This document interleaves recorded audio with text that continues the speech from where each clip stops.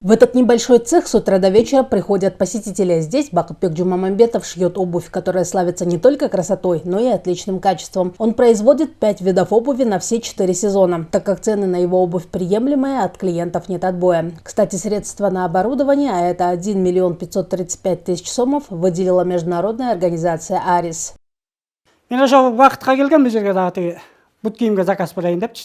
Я один из постоянных клиентов Бакытбека Джумамамбетова. По приемлемой цене мы можем тут купить обувь отличного качества. Он шьет из качественного материала.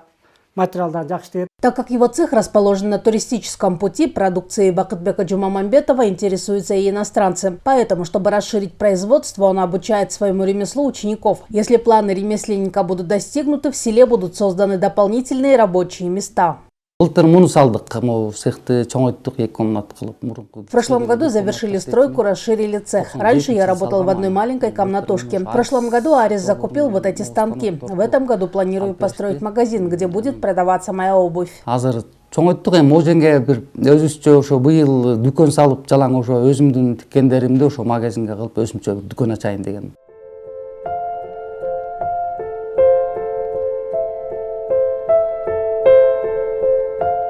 Работать наш герой начинал на станке модели позапрошлого века. На нем он создавал обувь около 30 лет. И лишь в прошлом году у него появилось новое оборудование. Сегодня обувь его производства известна в селе, а односельчанам не приходится куда-то ездить в поисках новой обуви. Его предприятие – пример для других жителей. Воодушевившись его опытом, в селе планируют открывать новые предприятия различного направления.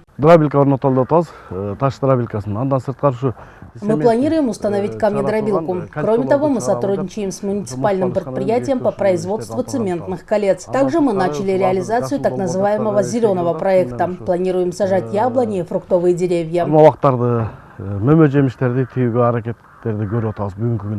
Отметим, что в прошлом году в Нарынской области были открыты 99 малых предприятий в сфере производства и переработки. В результате этого было создано новых 1237 рабочих мест. Халия Душибаева, Бөлөкбай Шеримбеков, Айдин Толебеков, ЛТР, Нарынская область.